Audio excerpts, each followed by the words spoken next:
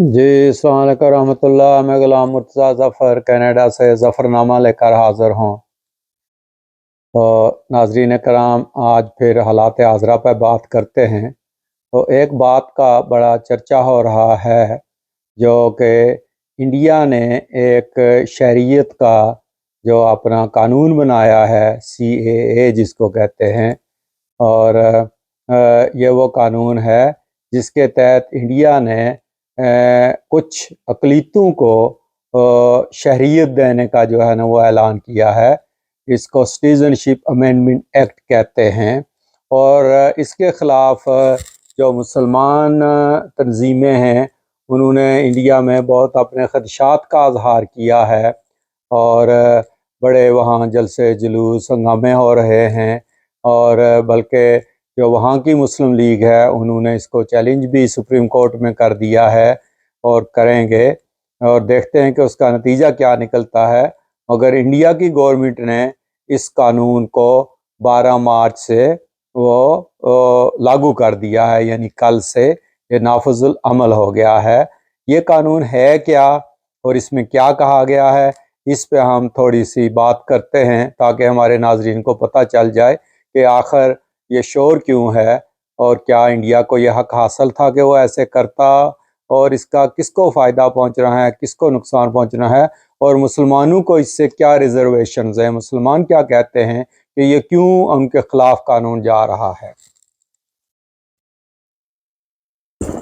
असल में ये कानून जो है ये पास हुआ था 2019 में, मगर अभी नाफिजुल अमल नहीं हुआ था।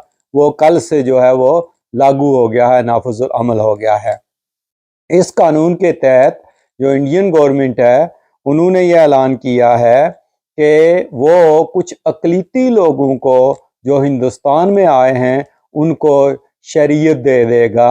और वो अक़लीती जो ग्रोह हैं वो कौन कौन से हैं, यानी हिंदू, सिख और बुद्ध और जैन और पारसी और ईसाई जो मसीह हैं, इन इन ग्रुपों को ही जो है वो शरीयत दी जाएगी, जो कि हमसाया ममालिक से माइग्रेट होकर हिंदुस्तान में आए। वो हमसाया ममालिक कौन कौन से हैं? वो है पाकिस्तान, अफ़गानिस्तान और बांग्लादेश।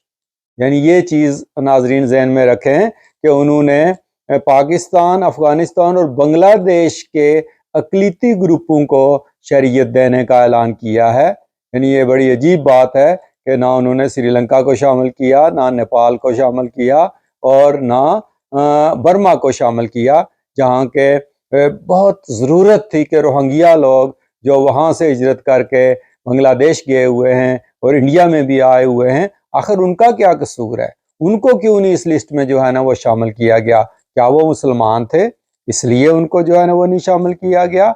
अब इस वजह से जो मुसलमान हैं वहाँ के हिंदुस्तान के, वो बहुत ही जो है ना वो परेशान हैं।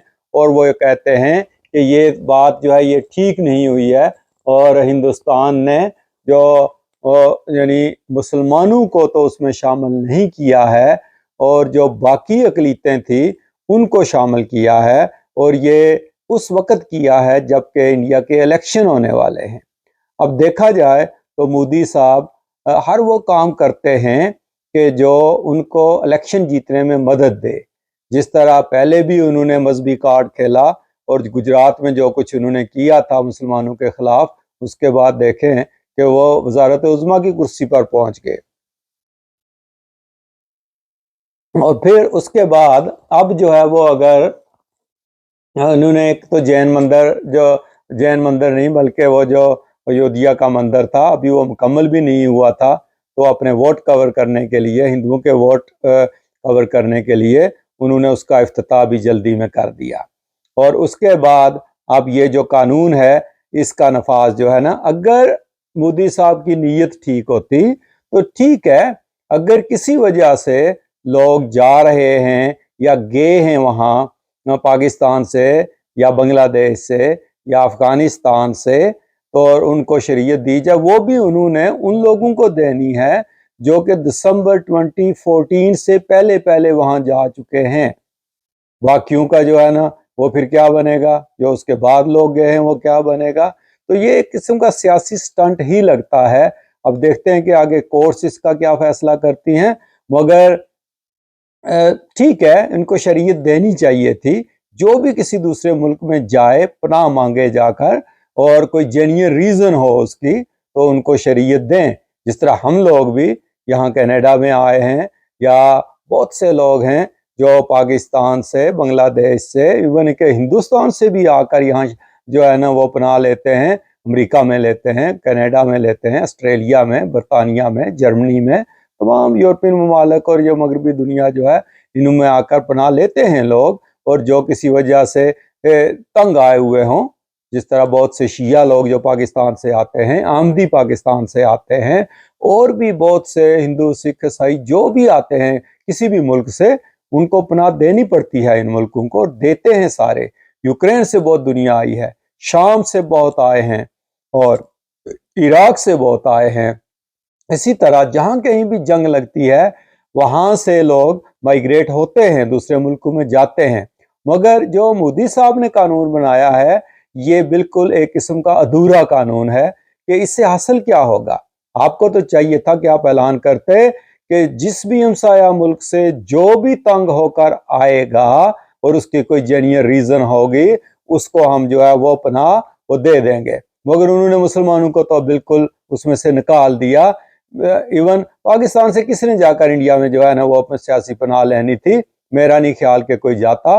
लेकिन जो रोहिंग्या हैं बेचारे, उनको क्यों नहीं अकोमोडेट किया गया? उनको तो करना चाहिए था। इंडिया को पता भी है कि बर्मा में उनके साथ क्या सलूक हो रहा है, इसीलिए ये लग रहा है कि ये बिल्कुल मुस्लिम दुश्मनी जो है ना वो एक किस्म की ये जाहिर हो रही है इस कानून से। तो इस कानून से फायदा मजलूम लोगों को होना चाहिए। मसलन अगर अफगानिस्तान से सिखों को और हिंदुओं को या बुद्धिस्ट को या किसी और को निकाला जाता है ज़बरदस्ती, जिस तरह के कुछ रिपोर्टें आई थी, अभी तो इतनी नहीं है, लेकिन जो पिछला तालिबान का दौर गुजरा था उसमें काफ़ी कुछ हुआ था।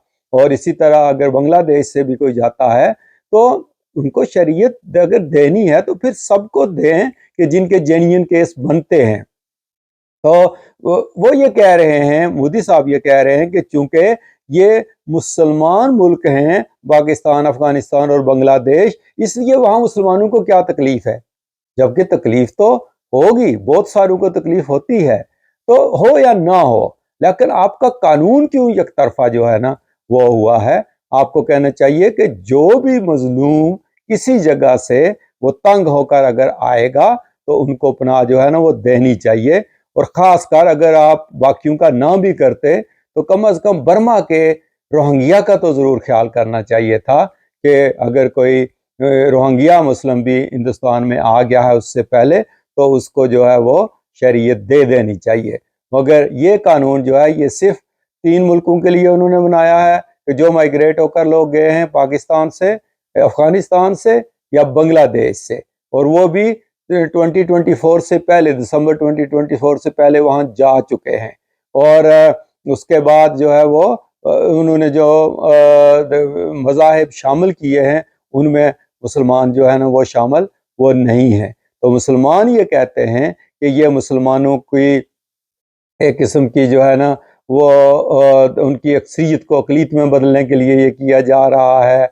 और फिर ये डिस्क्रिमिनेशन भी एक किस्म की लग रही है कि आपने मखसूस लोगों को क्यों जो है ना वो शरीयत का ऐलान किया है।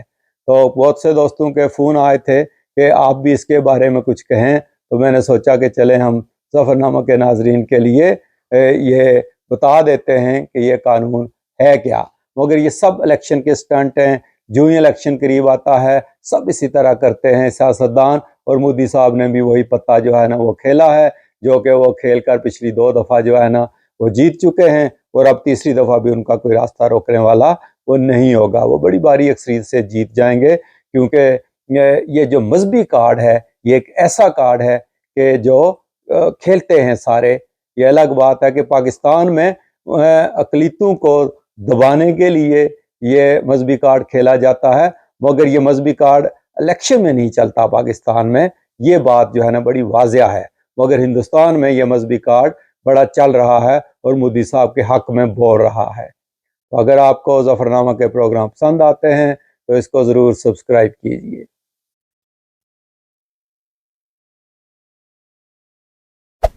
Hey there. Subscribe to my channel. And also press this bell icon.